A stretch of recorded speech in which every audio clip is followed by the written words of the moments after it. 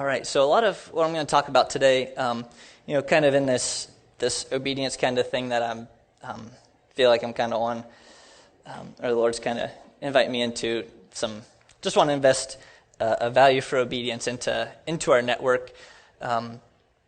So a lot of what I'm talking about today comes from a podcast I've been listening to. It's the KC Underground podcast. They're a network of micro churches in Kansas City doing a lot of similar things, and there's an interview they did with a guy named John Swartz, and they talk about kind of this hear and obey topic that I'm going to spend a majority of my time today talking about. So if you want to hear more, check out the podcast episode.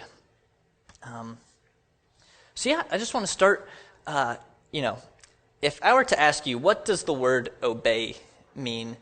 A lot of different things might come up for you guys, and it probably sounds something similar to, to do what somebody says. Somebody has authority or power, they say something, you do it. It comes from their mouth, you get it done, kind of no questions asked. That's kind of the standing definition of obey in our culture. And if we look up the Oxford definition, I think I got a slide of that. Comply with the command, direction, or request of a person or a law, or to submit to the authority of. There you go. And it's an interesting word and an interesting definition because you may not like this definition when you see the word obey in the Bible. You might have a revelation or idea of what the Father's heart is, how God operates, and how this kind of definition really falls short of capturing how God likes to relate to people and how he works in relationship. So if that's the case, what I'm going to be talking about today should be pretty good news. We're going to take some swings at the word obedience. So keeping in mind, the Bible was written in a different language, in Hebrew for the Old Testament and Greek for the New Testament. And as Senora Pagina, my high school Spanish teacher, would always say, no language translates perfectly. So there's always going to be kinks in working out the cultural differences, the language differences, how language informs worldview, and all those things to consider when approaching the Bible. And I also want to say our definition, what we just had up there for obey, it's not bad. So don't hear me saying that word's wrong, or that's the wrong word, that somehow the translators messed up and they should have done something different. They use that word really well when they use it in the Bible. That's what it means to us, and that's what it should mean. But this word only captures kind of one specific angle of the words that they use in the Greek and the Hebrew text. So what I'm going to do today is kind of shine some light on the different dimensions of that word and kind of how it was understood to the people who spoke that language, and how kind of this word obey doesn't quite hit all of those things. So yeah, you may be surprised to learn that this definition of obey, not one of the biblical words that's translated as obey, has this definition. Like, somebody said something, you do it, they have authority, they have power, you do it because they're big and you're small and you just get it done. In the Old Testament, there are two words that are most often used and translated to mean obey. They are Shema and Shamar. Those Hebrew words are kind of funky. And that's just how they're spelled phonetically. They're spelled with totally different characters. In Hebrew, each of these words mean both to hear and to obey. And a majority of the time, these words are translated as hear, to keep, or to watch. Like Adam heard God in the garden, or a shepherd watched their sheep. They're using this word that gets translated to hear, to watch, and also gets translated to obey in the Old Testament. So certain connotations that go along with these two words. I'm not going to break down which one goes to which word. They're both individual words, like they're not root-based off of each other, but they have similar meaning. But from these words we get to keep, to obey, to keep commands diligently, to guard, to protect and attend to give diligent attention to treasure up.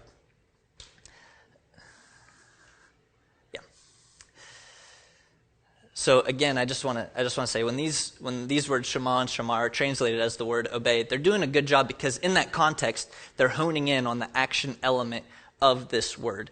So it's a good translation, it's a good thing, but I just want to kind of bring some light to the fuller kind of translation of that.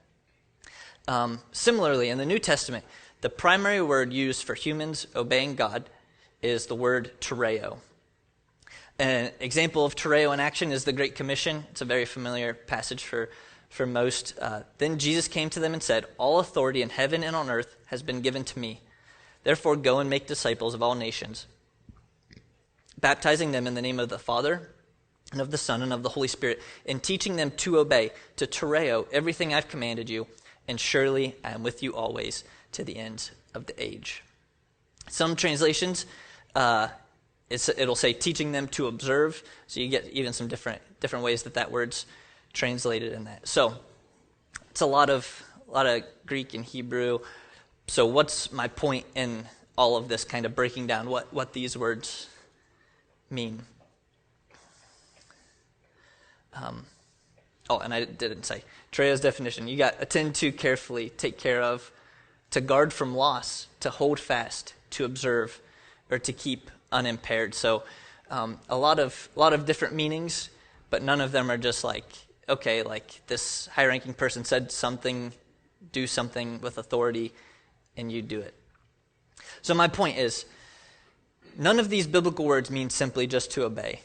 Like I was saying, just do it because God is big and important and he's king, so you just obey.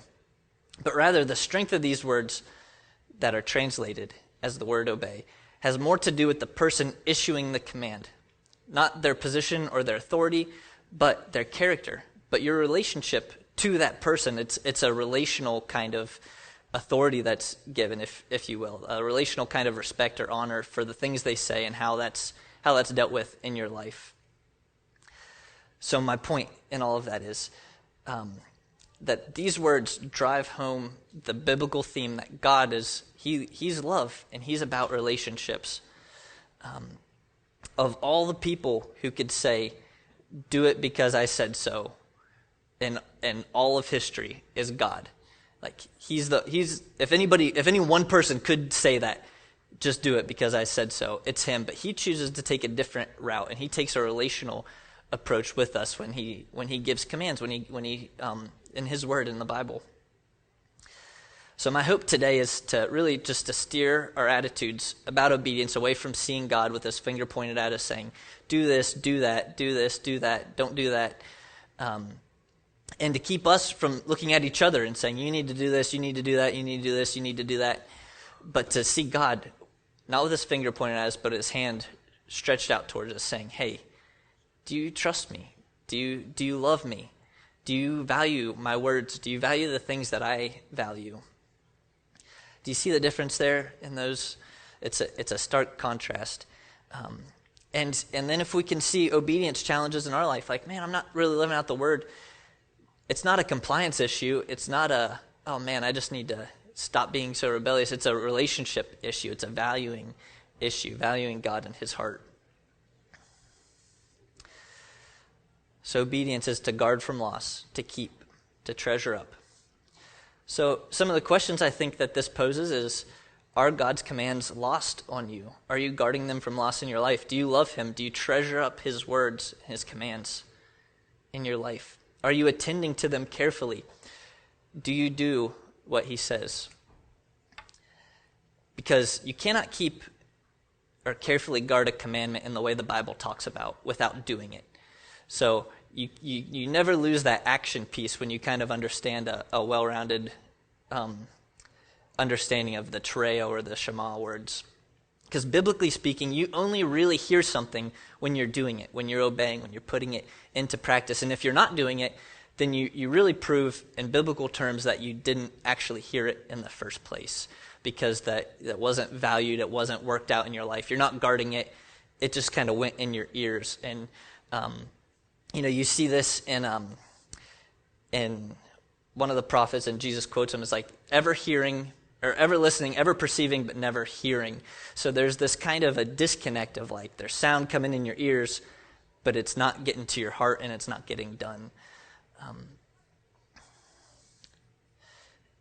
And I think I skipped something to kind of help understand this even.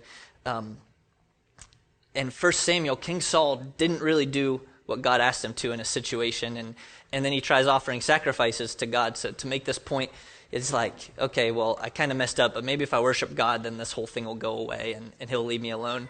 But Samuel comes to him and is like, this is what God says. He says, does the Lord delight in burnt offerings and sacrifices, which were part of the law, as much as in obeying, as in hearing the Lord? For to obey is better than sacrifice, and to heed is better than the fat of rams. So that uses the word, either the Shema or Shema, whatever. One of those words for those two. But it's leaning on, it's not just hearing the Lord, it's doing it. And they use the word obey because Saul didn't act out the things that he knew was right. And he made some missteps, and he was trying to cover over it with obedience kind of in a different area. So hopefully that kind of helps understand some of this. So all of this obedience stuff isn't based on the command or authority, but on relationship and primarily on identity. So if you know who you are in relation to God, then that facilitates the relationship and the value for God. And I think obedience is really a key element to interacting with a personal God who has come near, who lives inside. Holy Spirit's come inside, and we get to partner with him in working out God's words in our lives. And he loves you, and you can love him. And when you hear him, you can say, yes, I'm going to, God, like, that's really valuable. I'm going to carefully guard that and keep that in my life, that command, that word. I want to protect it from loss. And you can do that because you trust him, because you know he's good and you know who he is.